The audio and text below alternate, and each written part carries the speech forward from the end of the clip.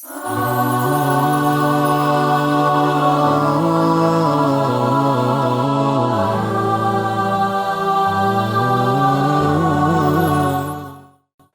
सलाम अलैकुम। प्रोग्राम इंतखाब में आपका मेज़बान अतहर काज़मी आपका खैर मकदम करता है। यह हमारी खुशनसीबी है कि आज हम दूसरी किस्त में प्रोफेसर कामिल रिजवी साहब से उन तमाम मरहलों पर गुफ्तगू करेंगे कि जो उन नौजवानों के लिए मशअल राह भी होगी जो अपने कैरियर के उस पड़ाव पर हैं, यानी 12th के बाद क्या। एक क्वेश्चन होता है कि हम 12वीं पास करने के बाद क्या करें। इन तमाम मसलों को किस तरीके से हैंडल किया जाए और उस पर आने वाली मुश्किलात का सामना कैसे किया जाए। आइए उनका इस्तकबाल करते हैं। अस्सलाम वालेकुम प्रोफेसर। वालेकुम अस्सलाम। डॉक्टर साहब, जैसे कि पिछली किस्त में हम गुफ्तगू कर रहे थे, हम 12th तक की आपने काउंसलिंग की। अब 12th के बाद एक पेरेंट्स के बीच में भी और स्टूडेंट्स के बीच में एक खला होती है, एक क्वेश्चन मार्क बन जाता है, इसके बाद क्या करें। तो ये काउंसलिंग कैसे शुरू होती है? लास्ट जैसे सेशन में आपसे जब बात हुई थी हमारी, तो हम यहाँ तक पहुँचे थे कि क्लास 12 में मतलब क्लास 11th में हम क्या चूज़ करें। और हमने आपको बताया था कि वहाँ पर बेसिकली हमारी अगर देखें तो 3 साइड्स होती हैं, साइंस साइड और कॉमर्स साइड और आर्ट साइड। और साइंस में भी 2 अलग अलग स्ट्रीम हो जाती हैं कि आप 11 से ही हो जाती है कि आप मैथ साइड चलेंगे या आप बायोलॉजी साइड लेंगे। तो इस तरह से इंटर के बाद अब 4 रास्ते हैं और उनमें पहली चीज़ देखनी पड़ेगी इंटर उसने किस उससे किया है। यानी कि अगर साइंस है तो साइंस में बायोलॉजी साइड है और मैथ साइड है। अगर आर्ट्स है तो आर्ट्स में एक साइड है और कॉमर्स एक अलग साइड है। तो ये 4 रास्ते हैं। तो इस पर ये देखना होगा कि स्टूडेंट ने क्या किया है। और फिर वही जो मैंने आप लास्ट एपिसोड में कहा था, और पेरेंट्स को फिर मैं वही मैसेज दूंगा कि बच्चे को फोर्स ना करें, उसके रिजल्ट से काउंसलिंग करें, एनालाइज करें कि उसका इंटरेस्ट, एरिया ऑफ इंटरेस्ट क्या है, फील्ड ऑफ इंटरेस्ट क्या है, और उस बच्चे से बात करें कि उसका अपना इंटरेस्ट क्या है। और बच्चे को बच्चे के लिए पढ़ाएं, अपने लिए ना पढ़ाएं। और अपने लिए तो अब इसके बाद ग्रेजुएशन का रास्ता है, और ग्रेजुएशन के बहुत रास्ते हैं। और अल्हम्दुलिल्लाह अब हिंदुस्तान में इतने रास्ते हैं, इतने वो हैं कि अगर बच्चे का अपना इंटरेस्ट एक है तो वो कहीं भी जा सकता है। इसमें अगर हम मान लीजिए शुरू करें साइंस साइड से, साइंस साइड में सबसे पहले बायोलॉजी लेता है। अच्छा, बायोलॉजी में अमूमन क्या होता है कि फ़िज़िक्स, केमिस्ट्री और बायोलॉजी मेन सब्जेक्ट्स होते हैं क्लास 12th में। और उसके बाद ज़्यादातर उसमें लोगों के दिमाग में एक कॉन्सेप्ट होता है कि अगर बायोलॉजी है तो बच्चों को हम मेडिकल फील्ड में ही लेके जाएंगे, और उनका बहुत से माइंड ब्लॉक हो जाता है कि अब इसमें मेडिकल के अलावा और कोई फील्ड नहीं है। तो मेडिकल तो एक फ़ील्ड है ही है अल्हम्दुलिल्लाह, अगर कोई बच्चा, लेकिन ज़रूरी नहीं कि हर बच्चा मेडिकल लाइन में पहुँच जाए, क्योंकि अब जो नई हमारी HRD ने रूल कर दिया है कि नीट जो नेशनल एलिजिबिलिटी एग्जामिनेशन टेस्ट है, एंट्रेंस टेस्ट है, उस क्वालिफाई के बगैर मेडिकल फील्ड में जा नहीं सकता। तो मेडिकल फील्ड तो अपने आप में है ही है। अगर आप पहले वहीं से शुरुआत कर दीजिए तो पहली फील्ड MBBS हो गई।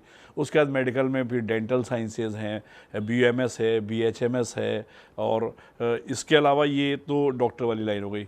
इसके अलावा अगर मान लीजिए कि वो बच्चे का इंटरेस्ट नहीं है, या बच्चा इतना लेबोरियस नहीं है या इतना जीनियस नहीं है कि वो मेडिकल क्वालिफाई कर पाए, तो उसके बाद हमारे बहुत से कोर्सेज़ हैं जिसमें आजकल जो आपके ये फार्मेसी से रिलेटेड कोर्सेज चल रहे हैं, पैरामेडिकल कोर्सेज जिनको कह रहे हैं, उसमें 2 साल और 3 साल के डिप्लोमा कोर्सेज़ हैं। उसमें हॉस्पिटल मैनेजमेंट के कोर्सेज़ है, क्लिनिकल के कोर्सेज़ है, एनालिसिस के कोर्सेज़ है, और फार्मेसी के डिफरेंट कोर्सेज़ हैं। उन डिफरेंट कोर्सेज़ में जा सकता है 2 साल और 3 साल का कोर्स करके। और ये सब जॉब ओरिएंटेड कोर्सेज़ हैं जिसमें 100% ये गारंटी है कि आपको जॉब मिलनी ही मिलती है, क्योंकि मेडिकल फील्ड में हमारे इतने हॉस्पिटल और इतने वो आ रहे हैं कि इतनी सब बच्चे स्टफ़ निकलने के बाद भी रिक्वायरमेंट रहती है। तो खाली MBBS नहीं है, और ये भी कर सकते हैं। दूसरा ये होता है कि मेडिकल फील्ड में कभी कभी होता है बच्चे आगे जाना चाहते हैं, तो इसके आगे हायर स्टडीज़ में जा सकते हैं कि वो BSc ज्वाइन कर लें। BSc में उनका मेन ZBC होता है, जूलॉजी, बॉटनी और केमिस्ट्री। इसमें जूलॉजी, बॉटनी, केमिस्ट्री में आगे फेज़ है कि अगर वो हायर स्टडीज़ में जाना चाह रहे हैं तो हायर स्टडीज़ में वो PG कोर्स करें। PG में जूलॉजी, बॉटनी, केमिस्ट्री तो ही है, इनके साथ साथ जो स्पेशल सब्जेक्ट्स आजकल आ गए हैं जैसे बायोकेमिस्ट्री का बहुत स्कोप है। अगर कोई बच्चा बायोकेमिस्ट्री जा रहा है और आगे वो फील्ड में रिसर्च में जा रहा है तो रिसर्च की फील्ड है, उसमें मेडिसिन की फील्ड है, ड्रग बना जा सकता है, CSIR के बहुत से कोर्सेज़ हैं जो उसको वो कर सकता है। इसके साथ साथ अगर वो टीचिंग लाइन में जाना चाहता है तो बीएससी के बाद वो बीएड और एमएड करके टीचिंग लाइन में आ सकता है। बायोलॉजी साइड के जो टीचिंग में भी बहुत हमारे पास वैकेंसीज़ हैं और बहुत वो हैं, अगर अच्छा वो है तो बायोलॉजी से आप इन फील्ड्स में जा सकते हैं। डॉक्टर साहब, मैं अब यहाँ पे एक सवाल ये है कि अगर जैसे उसने अब इंटर में बायोलॉजी के साथ वो आगे बढ़ रहा है, तो बहुत सारी, जैसे आपने तफसील से बताया, अगर वो चाहता है कि वो रिसर्च करे, ठीक है, वो मेडिकल में नहीं जाना चाहता, तो उसके लिए वो कौन कौन से पर्टिकुलर सब्जेक्ट है कि जहाँ पे वो रिसर्च करके एकेडमिक में जा सकता है या किसी और उसमें रिसर्च कर सकता है? नहीं, देखिए, जूलॉजी है, बॉटनी है और केमिस्ट्री, 3 सब्जेक्ट्स उसके पास रह जाते हैं। तो जूलॉजी बॉटनी तो है ही है कि इसमें रिसर्च कर सकता है। जूलॉजी में वो हमारा जो आपके ITRC है, इसमें जूलॉजिकल सर्वे ऑफ इंडिया है, इसमें बहुत सा कर सकता है।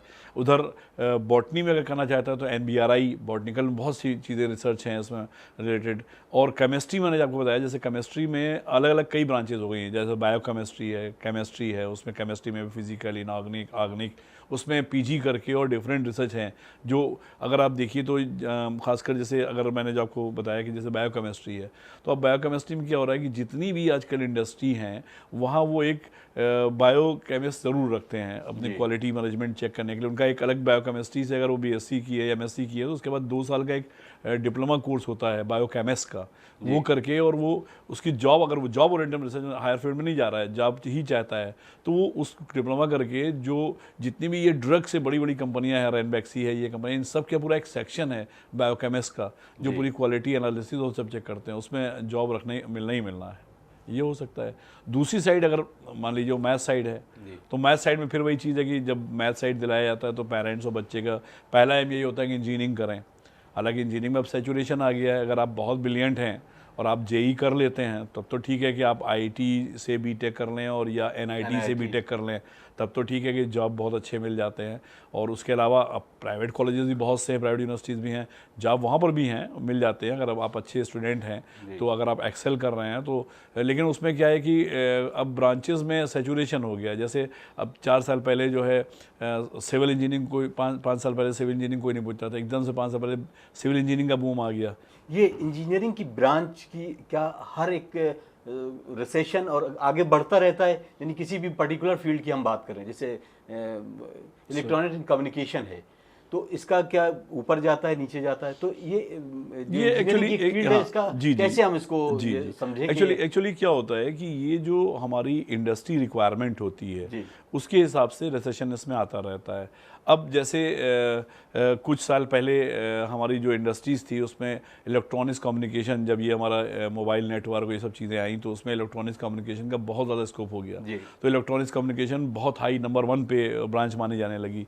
उसके बाद अब इधर इलेक्ट्रॉनिक्स डाउन हो गया 2 साल से, इधर कंप्यूटर साइंस और IT सेक्टर, क्योंकि इस वक्त जितने भी चीज़ें हैं वो सब IT बेस्ड हैं या कंप्यूटर साइंस बेस्ड हैं। तो अभी रिसेंटली कंप्यूटर साइंस और IT का बहुत अच्छा प्लेसमेंट भी चल रहा है, एडमिशन भी हर आदमी। मेरे ज़हन में एक सवाल बिल्कुल ये है जी उन नौजवानों के लिए, डॉक्टर साहब ये बताएं कि इन दोनों में फ़र्क क्या है, कंप्यूटर साइंस से और इंफॉर्मेशन टेक्नोलॉजी से, IT और इन दोनों में क्या फ़र्क है, जो दोनों अलग अलग ब्रांच? कंप्यूटर साइंस जो है वो बेसिकली है तो दोनों कंप्यूटर्स के ही, बेस्ड ऑन कंप्यूटर्स, लेकिन कंप्यूटर साइंस में क्या है वो जनरली प्रोग्रामिंग बेस हैं। उसमें कंप्यूटर साइंस अगर आप करेंगे तो प्योर कंप्यूटर की आपको नॉलेज होगी, जिसमें आप सॉफ्टवेयर डेवलपर है और डिफरेंट प्रोग्राम, वेबसाइट डिज़ाइनिंग, ये सब कंप्यूटर बेस्ड है। IT क्या है कि ये कंप्यूटर पे ही है लेकिन ये इंफॉर्मेशन टेक्नोलॉजी वाला है, ये प्योर कॉमर्स की कंप्यूटर की ब्रांच नहीं है, कंप्यूटर पर बेस ब्रांच है। इसमें डिफरेंट टेक्नोलॉजी और भी कंप्यूटर के साथ साथ यूज़ होती हैं, इसलिए ये इंफॉर्मेशन टेक्नोलॉजी है। अभी एक इंडस्ट्री में ये आया कि बहुत सारे इंजीनियर्स हैं, यानी अगर हम मैकेनिकल इंजीनियर्स को ढूंढेंगे तो बहुत निकलेंगे, लेकिन मैकेनिक नहीं है, यानी वो टेक्नीशियन नहीं है। तो क्या इस ज़माने में अगर हम देखें कि बच्चे को लोग पॉलिटेक्निक की तरफ या ITI की तरफ लोग जा रहे हैं, तो ये कितना बेहतर है? नहीं, उसका रीज़न क्या है कि देखिए इस वक्त प्रॉब्लम क्या हुई है कि जो इतने ज़्यादा इंजीनियरिंग कॉलेज ये खुल गए, और जैसे सिचुएशन ये है, मैं अक्सर कहता हूँ कि इंजीनियरिंग या जो प्रोफेशनल कोर्सेज हैं आपके BBA, MBA, BCA, क्योंकि इतने ज़्यादा प्राइवेट कॉलेजेस सब आ गए हैं कि आज के दौर में एडमिशन बहुत आसान हो गया है। अगर आपके पास पैसा है आप अफोर्ड कर सकते हैं, और पैसे की भी बात नहीं है क्योंकि बैंक लोन देने को तैयार है, एजुकेशन एडमिशन बहुत आसान हो गया है। लेकिन क्योंकि इन सब की पढ़ाई जो है वो उसी कैरिकुलम पर है तो पढ़ाई बहुत टफ है। अब जो बच्चा मान लीजिए इंटरमीडिएट में फिजिक्स और मैथमेटिक्स इसका बेस होता है और फिजिक्स मैथमेटिक्स में उससे 60% से नीचे हैं तो वो इंजीनियरिंग कैसे पढ़ पाएगा। अच्छा, अब इंजीनियरिंग कॉलेजेस भी खुल गए, उसमें क्या हो गया, बहुत से इंजीनियरिंग कॉलेज वो भी हैं कि जो लैब्स पे ध्यान नहीं दे रहे हैं, खाली वो आ रहा है स्टेप वो पढ़ा के निकल रहे हैं। लैब पे जब ध्यान नहीं है तो उनको टेक्निकल नॉलेज नहीं है। तो जो आप कह रहे हैं तो मैकेनिकल इंजीनियरिंग की डिग्री लिए हुए है, लेकिन टेक्निकल नॉलेज में जो बच्चा डिप्लोमा करके या IIT करके आता है मैकेनिकल इंजीनियरिंग में, उसकी नॉलेज टेक्निकली इससे ज़्यादा साउंड होती है। तो इसलिए वहाँ पर प्रॉब्लम आ जाती है। तो कंपनीज क्या कर रही हैं कि जो टेक्निकल स्टाफ के लिए रेफ़र कर रही हैं वो इसीलिए उनको प्रेफरेंस दे रही हैं जो डिप्लोमा या IIT से कोर्स करके आ रहे हैं, IIT से डिप्लोमा करके आ रहे हैं।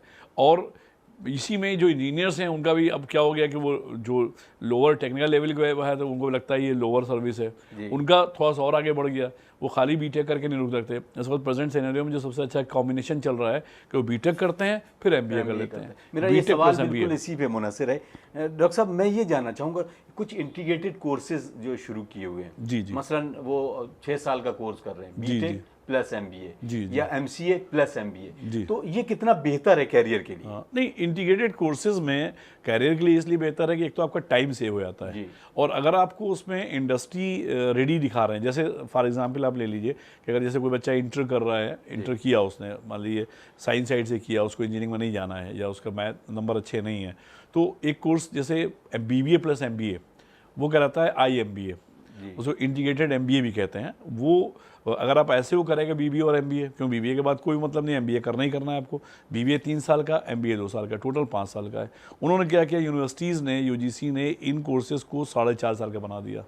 और किसी ने किसी जो बड़ी इंडस्ट्री है जैसे KPMG है, KPMG इस वक्त इंटरनेशनल सेकंड या थर्ड पे सबसे बड़ी कंसल्टेंट कंपनी है, करीब पूरे वर्ल्ड की कई हज़ार कंपनियों से की कंसल्टेंसी है कि ये आपको इंडस्ट्री में किस टाइप के मैनेजर्स चाहिए, किस टाइप के आपको अकाउंट के लोग चाहिए, ये उस तरह की ट्रेनिंग देते हैं। तो ये क्या करते हैं, यूनिवर्सिटी से मर्ज कर लेते हैं, एक पेपर पूरा इनका आदमी आके बैठ के पढ़ाता है और उस हिसाब से कि इस वक्त प्रेजेंट सिनेरियो में इंडस्ट्रीज़ में किस टाइप की अकाउंटिंग चाहिए, किस टाइप की फाइनेंशियल मैनेजमेंट चाहिए। तो अब ये इंटीग्रेटेड कोर्स है तो उससे होता है कि वो IMBA कर रहा है, अगर KPMG से एसोसिएटेड है तो पूरा फाइनेंशियल मैनेजमेंट सीख रहा है, तो उसने 4.5 साल तक 4.5 साल का पूरा कोर्स है, 4 साल तक थ्योरी क्लास कोर्सेज हो गया, 6 महीने उसकी पूरी ट्रेनिंग, और वो जो ट्रेनिंग होती है वो प्योरली इंडस्ट्रीज़ में ट्रेनिंग होती है। अब वो वहीं कैंपस हो जाता है, उसको फिर आगे फर्दर प्रोबेशन पीरियड में ट्रेनिंग की ज़रूरत नहीं पड़ती है। इसलिए इंटीग्रेटेड कोर्स बहुत अच्छे होते हैं कि वो सारे सब्जेक्ट्स पूरे डिटेल में पढ़ लेते हैं और साथ ही साथ इंडस्ट्री में क्या रिक्वायरमेंट है प्रेजेंट सिनेरियो में वो भी पढ़ लेते हैं। कमल सर, बिल्कुल इसी बेस पे अगर हम देखें कि अगर कोई स्टूडेंट जिसने MCA किया हुआ है और वो चाहता है कि MTech करे या उसके आगे वो PhD करे, तो क्या उसके लिए कुछ ऐसे इस तरह के इदारे हैं कि जो वो MCA करने के बाद भी MTech कर सकते हैं? हाँ, MTech तो कभी भी कर सकते हैं, MSc, MBA, MCA और डिफरेंट फॉर्म में अगर आपने बीटेक कर रखा है तो जो MTech है, MTech की जो एसेंशियल क्वालिफिकेशन एलिजिबिलिटी है वो यही है कि या तो आप बीटेक हों और या आप इधर MSc हों या MCA हों, तो आप उसमें कंप्यूटर की फील्ड में, MTech में डिफरेंट फील्ड हैं कंप्यूटर और IT बेस्ड, तो आप इसमें MTech कर सकते हैं। तो सभी जगह ITs में भी है, NITs में भी हैं और जो प्राइवेट यूनिवर्सिटीज़ हैं उनमें भी MTech है, आप MTech कर सकते हैं। तो साथ MTech के बाद आप उसमें फिर टेक्निकल फील्ड में जाके PhD कर सकते हैं। डॉक्टर साहब, अब आपने पूरा साइंस के बारे में तफसील से बताया। कॉमर्स सब्जेक्ट जो होता अक्सर करके वो कॉमर्स शुरू होता है कि 10th से या 11th 9 से शुरू होता है। 11th के बाद उसमें कौन कौन से ज़राए हैं और कौन सी अपॉर्चुनिटीज़ हैं स्टूडेंट्स के लिए जॉब से और एजुकेशन को आगे बढ़ाने? कॉमर्स ब्रांच भी इस वक्त बहुत अच्छी है और साइंस में तो जैसे कभी कहीं ना कहीं रिस्ट्रिक्शन हो जाता है, लेकिन कॉमर्स में कोई रिस्ट्रिक्शन नहीं है। और अगर आपने इंटर कॉमर्स से किया है तो अब आगे आपके पास बहुत से रास्ते हैं। फिर वही चीज़, अगर मान लीजिए आप हायर स्टडीज़ में जाना चाहते हैं तो आप BCom कीजिए और MCom कीजिए और उसमें PhD और रिसर्च कर सकते हैं। अगर आप हायर स्टडीज़ में नहीं जाना चाहते हैं, आप प्रोफेशनल कोर्सेज करना चाहते हैं, तो इसमें बहुत से कोर्सेज हैं, जैसे चार्टेड अकाउंटेंट CA 3 साल में, कंपनी सेक्रेटरी के कोर्स आजकल चल रहा है। कंपनी सेक्रेटरी में भी पेपर्स होते हैं 2-3 साल में, अगर आपने क्लियर कर लिया तो कंपनी सेक्रेटरी के बाद हर कंपनी में रखते हैं। एक सीमा चल रहा है, कॉस्ट मैनेजमेंट अकाउंटिंग, इसका कोर्स बहुत अच्छा चल रहा है। ये इसमें अलग अलग है, जैसे अगर आपने BCom कर रखा है या आपने BCom का मतलब इंटर कॉमर्स के बाद आपने BBA कर रखा है, या बीबीए के साथ साथ एक कोर्स होता है, बीबीएम होता है, बैचलर ऑफ बिजनेस मैनेजमेंट। अगर आप इसमें सीमा हमारी यूके इंग्लैंड की एक कंपनी है, जैसे ये इंडिया में सीए होता है वैसे ही वहाँ पर सीए होता है, सीमा कहलाता है।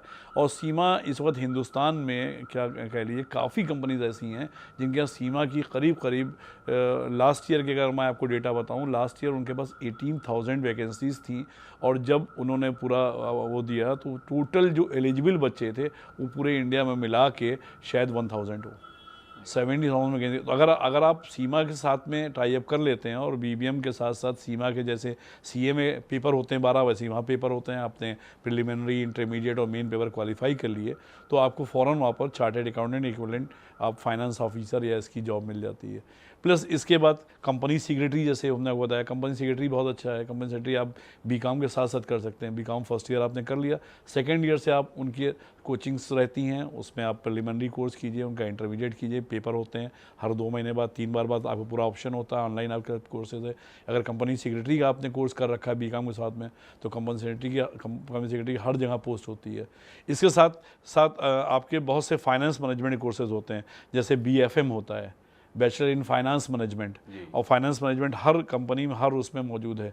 इसके अलावा डिप्लोमा कोर्सेज होते हैं, बहुत से फाइनेंशियल मैनेजमेंट के कोर्सेज हैं, आपका इन्वेस्टमेंट मैनेजमेंट है। मतलब अगर कोई बच्चा अगर बहुत ज़्यादा ब्रिलियंट नहीं है हाँ तो ये डिप्लोमा कोर्सेज कर ले, diploma certificate diploma certificate courses हैं, जैसे आपका ये सर्टिफाइड फाइनेंशियल मैनेजमेंट है, सर्टिफाइड इन्वेस्टमेंट मैनेजमेंट है, समझे, सर्टिफाइड अकाउंटिंग एनालिस्ट है, फाइनेंशियल एनालिस्ट है। इन सब के डिप्लोमा कोर्सेज हैं 2-2 साल के, 3-3 साल के। एलिजिबिलिटी 12 पास है, ये कर सकता है। अच्छा, बीकॉम एक फील्ड आजकल और बहुत अच्छी चल गई है, क्योंकि हर कंपनी ने, चाहे जितनी बड़ी कंपनीज़ हो या मल्टीनेशनल कंपनीज़ हो, सब ने क्या किया है कि सब के पास प्रॉब्लम क्या है कि कहीं ना कहीं उनका कोर्ट से ज़रूर, लॉ से ज़रूर फंसा रहता है हिसाब किताब। तो सब ने अपने अपने लीगल सेल इस्टेब्लिश कर रखे हैं। तो अब लीगल सेल जब इस्टेब्लिश कर रखा है तो उनको एलएलबी चाहिए रजिस्टर्ड। तो एलएलबी की आपको याद होगा, हम लोग के ज़माने में एलएलबी वो लोग करते थे जिनका कहीं एडमिशन नहीं होता था। जब मैं भी पढ़ता था तो जब बीएससी के बाद एमएससी में एडमिशन नहीं हुआ हमारे कुछ साथियों, तो उन्हें चलो यार एलएलबी करते हैं, खाली तो नहीं रहेंगे। तो एलएलबी तब ऐसे होता था। अब एलएलबी की बहुत वैल्यू है, उसका बाकायदा एंट्रेंस टेस्ट की तैयारी होती है, क्लैट के नाम से, कंबाइंड लॉ एडमिशन टेस्ट, और उस पर लोग तैयारी करते हैं। तो बीकॉम वाले के पास एक ये भी अपॉर्चुनिटी है कि वो एलएलबी कर सकता है। अच्छा, एलएलबी में क्योंकि अगर बीकॉम के बाद एलएलबी करेंगे 3 साल, आजकल वैसे ही इंटीग्रेटेड एलएलबी चल गया है, 5 साल का एलएलबी कोर्स है वो, बीकॉम प्लस एलएलबी। कि उन्होंने क्या किया कि पहले बीकॉम की पढ़ाई कराई 2 साल और 2.5 साल, उसके बाद एलएलबी के साथ साथ एक पेपर चल रहा है। 3rd ईयर से प्योरली वो आपका एलएलबी लॉ चलने लगा। मतलब जितना फाइनेंशियल लॉ के वो है उसके अकॉर्डिंग, और उसमें बीकॉम एलएलबी आपने अगर अच्छे इंस्टीट्यूट से कर लिया, जैसे इंडिया के करीब 10 इंस्टीट्यूट बहुत ही नामी ग्रामी है वहाँ एडमिशन, जैसे हैदराबाद है, बेंगलोर है, आपका राम मनोहर लोहिया यूनिवर्सिटी है, तो देहरादून वाला है। तो ये सब कॉलेजेस हैं कि अगर आपने यहाँ क्वालिफाई कर लिया तो यहाँ बाकायदा कैंपस सिलेक्शन होते हैं, और कैंपस सिलेक्शन बड़े अच्छे हाई पैकेजेस पे अपॉइंटमेंट होते हैं। और ये बड़ी बड़ी कंपनियां हैं आपकी, एयरटेल है, रिलायंस है, इन सब में लीगल सेल में वो लेके जाते हैं कई लाखों रुपए पैकेज पे। तो ये एक लाइन ये भी हो सकती है बीकॉम वालों के लिए। अब इसके साथ एक कोर्स है एमएफसी होता है। जी जी। तो अब उस बच्चे के लिए जैसे टेस्ट होता है, अलीगढ़ मुस्लिम जी यूनिवर्सिटी जी में मुझे पता है जी, कि वहाँ मास्टर पर ऑफ एक टेस्ट होता है। Financial management. जी, एमएफसी और जी एमबीए। जी जी। अब इन दोनों में क्या फर्क है? कौन सा स्टूडेंट अगर चाहे कि वो एमएफसी करे या एमबीए करे, तो देखिए उसमें अलग अलग है एमएफसी और एमबीए। एमएफसी में रिस्ट्रिक्टेड हो जाता है कि वो सिर्फ फाइनेंशियल मैनेजमेंट का ही जहाँ पर जॉब होगी वहाँ जा सकता है। लेकिन अगर बंदे ने एमबीए कर रखा है जगह से, तो एमबीए ऑलराउंड है, इधर दूसरी तरफ भी जा सकता है, सिंपल मैनेजमेंट चाहे वो एचआर हो चाहे वो, और फाइनेंशियल मैनेजमेंट भी जा सकता है। बस इसमें दोनों में इतना ही फ़र्क है इसमें। अच्छा, बाकी दोनों की एलिजिबिलिटी ग्रेजुएशन है और दोनों पीजी कोर्सेज हैं। डॉक्टर साहब बहुत तफसील से बताया। अब आर्ट साइड है कि जिसको ये लगता है कि जब बच्चा कुछ ना कर पाए तो आर्ट साइड है, लेकिन ऐसा नहीं है। आप इसके बारे में बताएं कि इसकी अपॉर्चुनिटी कहाँ तक जाती है? देखिए आर्ट साइड में अगर बच्चे के सोशल साइंसेज और लिटरेचर अच्छा है तो हम तो हमेशा यही सजेस्ट करेंगे कि आप उसको आर्ट साइड पढ़वा दीजिए, क्योंकि अगर सोशल साइंस है तो लिटरेचर आपका अच्छा है, तो पहली चीज़ तो जो हमारे यहाँ हिंदुस्तान में सबसे बड़ी सर्विसेज हैं सिविल सर्विसेज, उसमें चांसेस बहुत अच्छे बन जाते हैं, क्योंकि सिविल सर्विसेज में जितना आर्ट साइड के बच्चा क्वालिफाई करता है, बेसिकली जो हमारा हिस्ट्री बैकग्राउंड का बच्चा है, या लिटरेचर अच्छी है, या पब्लिक एडमिनिस्ट्रेशन ले लिए, एंथ्रोपोलॉजी ले लिए, ये सब सब्जेक्ट वो हैं जिनसे आईएएस बहुत आसानी से हो जाता है।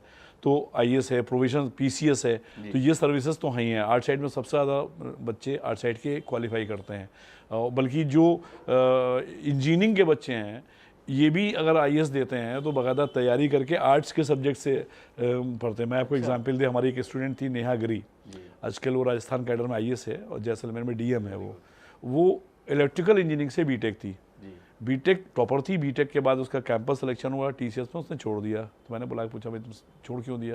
कहना सर हमको ये करना ही नहीं है, मेरा टारगेट तो आईएएस है। उसने कॉन्फिडेंट थी, उसने छोड़ा, 1 साल उसे कोचिंग की और हिस्ट्री और पब्लिक एडमिनिस्ट्रेशन से लेके उसने आईएएस क्वालिफाई किया, उसकी 20th रैंक आई और वो आईएएस में है। तो आर्ट साइड के ही सब्जेक्ट से आईएएस बहुत इजीली निकाल सकते हैं, स्कोप ज़्यादा है, क्योंकि उस सब्जेक्ट का जो पेपर का पैटर्न्स होता है वो पैटर्न साइंस में काफ़ी डिफ़िकल्ट होता है उनका पैटर्न, आर्ट्स में थोड़ा कम होता है। तो अगर आर्ट्स में जाना चाहें, दूसरा आर्ट्स में उसका इंटरेस्ट मान लिया आर्ट में है, सिंपल आर्ट में जिसको ड्राइंग कहते हैं हम लोग, उसमें बीएफए एमएफए ऐसे कोर्सेज हैं जिसमें मतलब जो खुद अपने में जॉब ओरिएंटेड, जैसे बैचलर ऑफ फाइन आर्ट्स और master of fine arts. Bachelor of fine arts Lucknow में भी है, जो आपका आर्ट्स कॉलेज है लखनऊ यूनिवर्सिटी का, और अपने यूपी में जो बीएचयू है, बीएचयू का बेस्ट है इंडिया के माने हुए, उसमें है फाइन आर्ट्स जो है फैकल्टी ऑफ फाइन आर्ट्स। उसमें अगर बैचलर ऑफ फाइन आर्ट्स कर रहा है तो फाइन आर्ट्स के बाद में एडवर्टाइजिंग एजेंसी आजकल जो है इतना ज़्यादा जॉब ओरिएंटेड है कि वो बीएफए को फ़ौरन ले लेते हैं। अगर आप और हायर स्टडीज़ में जाएँ तो मास्टर ऑफ फाइन आर्ट्स है, एमएफए, तो आप उसमें हायर स्टडीज़ में भी जा सकते हैं। इसके साथ साथ फिर उनके रास्ते भी वही हैं कि जैसे जो हमने आपको बताया कि लॉ वाला, तो बीए प्लस एलएलबी ये भी इंटीग्रेटेड कोर्स लॉ के साथ साथ। फिर उनके साथ में बीए में आजकल और बहुत अच्छे अच्छे ग्रेजुएशन चल गए हैं, जैसे BA in mass communication, BA in journalism, BA in acting, मतलब डिफरेंट टाइप के कोर्सेज हैं बीए के साथ में, कि अगर वो ग्रेजुएशन करें तो इस तरह करते, क्योंकि अगर उन्हें जॉब ओरिएंटेड कोर्स करना है तो ऑर्डिनरी बीए से कोई मतलब नहीं है। वो कोई ऐसा कोर्स करें, इंडस्ट्रीज़ में पहले देख लें कि इंडस्ट्री में रिक्वायरमेंट क्या है, उसके बाद बीए करें और उसमें भी वो आगे जा सकते हैं। तो ये भी साइट बहुत अच्छी है, इसमें भी आपके आप कह लीजिए कि ब्रांचेज और इसके वो बहुत ज़्यादा हैं, स्कोप्स डिफरेंट। कमल सर, अक्सर करके ये होता है कि जैसे बीए बच्चे ने कर लिया, अब अगर उसे किसी एक पर्टिकुलर सब्जेक्ट में रिसर्च करना है, जैसे मसलन कुछ लिटरेचर में ही है, तो वो लिटरेचर के लिए अगर जाना चाहता है तो इंस्टीट्यूट वो कौन कौन से हैं कि जहाँ पे वो अपना बीए करके अपना रजिस्ट्रेशन कराए, तो उसके लिए पीएचडी के लिए कैसे वो आगे बढ़ सकता है, एडमिशन कैसे होते हैं? देखिए बीए के लिए अगर मान लीजिए उसको रिसर्च के लिए अपना टारगेट करना है तो जाहिर बात है कि जैसे बीए में होता है कि वो फाइनल ईयर में खाली 2 सब्जेक्ट रह जाते हैं, तो उसमें से जो जिन सब्जेक्ट में रिसर्च करना है वो 2 लेके चले।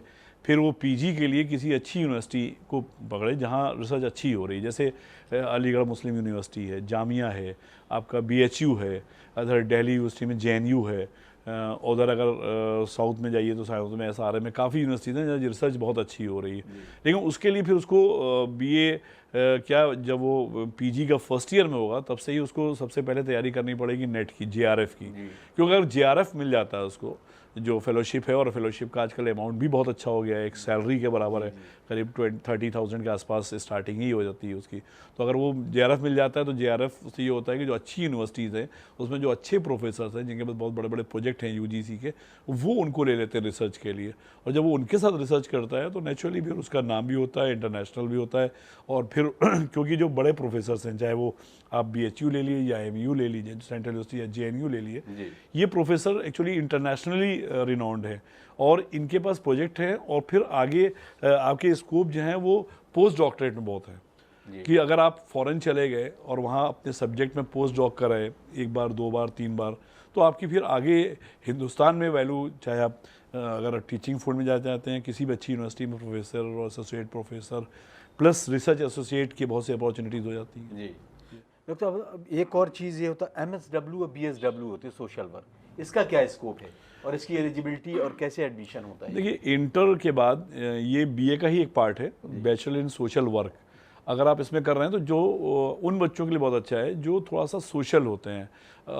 इसमें अगर हम लोग अपने हिसाब से लें, जैसे आपने देखा होगा अपने यहाँ जो मजलिस मातम महफिल होती हैं उसी में बहुत से बच्चे अरेंजमेंट में बहुत लगे रहते हैं, ये कर ले कर ले, तो वो बच्चे अच्छा काम कर सकते हैं। तो उनको अगर BSW bachelor in social work में कर दें और उसके बाद MSW कर लेते हैं, तो MSW में क्योंकि जो हमारे इंडियन गवर्नमेंट ऑफ इंडिया के डिपार्टमेंट्स हैं, बहुत से डिपार्टमेंट सोशल वर्क पर डिपेंडेंट हैं जिनसे कंसर्न बहुत सी NGOs हैं, तो इसमें बहुत अच्छी जॉब अपॉर्चुनिटी है। कमल सर, मतलब अगर कोई बच्चा 12th के बाद डिप्लोमा करना चाहता है, आज की ज़िंदगी में ग्रेजुएट होना कितना इम्पोर्टेंट है? वो ग्रेजुएशन नहीं करना चाहता है, सिर्फ वो डिप्लोमा करना चाहता है, लेकिन आज के भी कहा यह जाता है कि ग्रेजुएट होना ज़्यादा ज़रूरी है, तो वो ग्रेजुएट होना कितना ज़रूरी है? नहीं, तो ग्रेजुएट तो बाद में भी कर सकता है। मान लीजिए किसी के साथ ऐसी प्रॉब्लम है कि वो पहले उसको जॉब चाहिए, तो वो ये कर सकता है कि इंटर के बाद डिप्लोमा कर ले, और जो भी आपकी जिसे कहते हैं जो ब्रांच, जैसे आजकल कंप्यूटर साइंस चल रहा है या आपका ड्राफ्ट्समैन वाला है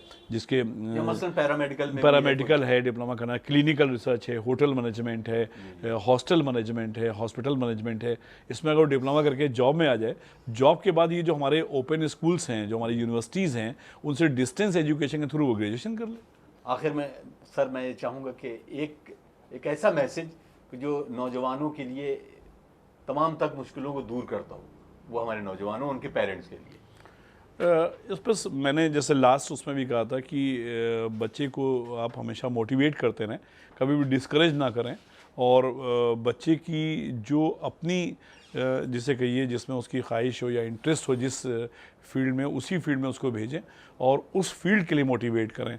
और क्योंकि इंटरनेट का ज़माना है, इंफॉर्मेशन टेक्नोलॉजी ज़माना है, और ख़ुद से हर आदमी नेट के थ्रू पता कर सकता है, हर चीज़ अवेलेबल है कि कहाँ क्या लेवल है, उसके हिसाब से वो बच्चों से बात करके और उनकी जो प्रीवियस रिज़ल्ट है, जैसे अगर आप क्लास 12 के बाद जो आज आप बात कर रहे हैं, तो क्लास 12 का जो उनका रिज़ल्ट है उसमें ज़रूर देख लेंगे किन सब्जेक्ट्स में उसने एक्सेल किया है, किन सब्जेक्ट्स में उसका इंटरेस्ट है, आगे वो क्या चाह रहा है, उसी हिसाब में बच्चे को मोटिवेट करें और आगे ले जाएं। और फिर वही चीज़ है कि उसी फील्ड में ले जाएं जहां बच्चा एक्सेल करे, क्योंकि इस वक्त दौर ये है कि जो मीडियोकर्स हैं, अगर आप आगे कहीं अच्छी जगह करना चाहते हैं तो मीडियोकर की कोई वैल्यू नहीं है, आपको उसमें एक्सेल करना होगा। लेकिन ऐसा भी नहीं है कि अगर बच्चा मान लीजिए पढ़ाई में कमज़ोर है वो आगे कुछ नहीं कर सकता, ऐसा नहीं है।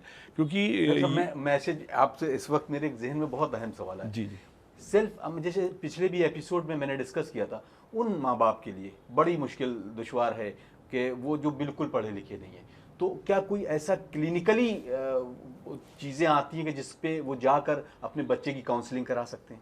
ये बता दीजिए। हाँ, नहीं, बहुत से, अगर आप नेट पे जाएंगे, अगर आप पढ़े लिखे नहीं हैं, लेकिन अगर आप किसी भी साइबर कैफ़े में जाएं और साइबर कैफ़े में कहें कि हमको काउंसलिंग चाहिए है, तो बाकायदा www.afterclass12.com counseling.com करके एक वेबसाइट है, उस पर बाकायदा काउंसलिंग के लिए है। उसमें सेंटर्स भी दे रखे हैं कि हमारे आपके शहर में, हर शहर में सेंटर भी हैं कि आप वहाँ जाके हमारे जो काउंसलर्स हैं उनसे कांटेक्ट कर सकते हैं, उनसे पता कर सकते हैं कि है कि नहीं है, और वो बच्चे को काउंसिल भी कर सकते हैं। दूसरा मेरा ये है कि देखिए, ज़रूरी नहीं है कि हर बच्चा जो है वो आगे जाके अगर बहुत ब्रिलियंट है, बहुत टॉपर है और एक थोड़ा सा मीडियाकर है, तो ज़रूरी नहीं कि जो टॉपर है वो जाके आगे बहुत कुछ बन जाए और जो मीडियाकर है कुछ ना बन जाए।